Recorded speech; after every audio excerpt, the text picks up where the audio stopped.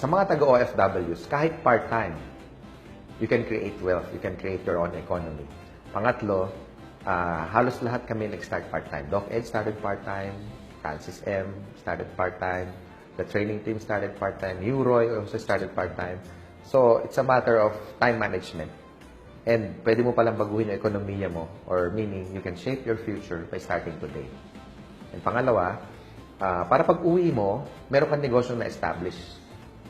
Hindi kagaya nung iba na nag-start as an OFW, padala nila lahat ng kinikita nila, and eventually, 3 years, 5 years, sometimes even long as 20 years.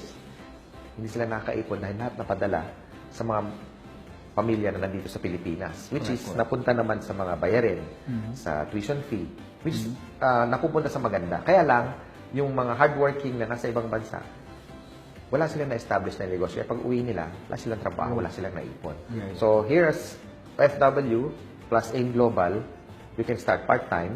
Now, pag dumating yung time na magpareho na yung income mo, you can decide which is, you can go back home, you can do it full-time kasi malaki na nga, like marami na nangyayari ngayon as members ng AIM na nag-uwian na kasi mas doble na yung kinikita and nandito na sila for good. That's one of our mission, lalo na sa mga hardworking OFWs na.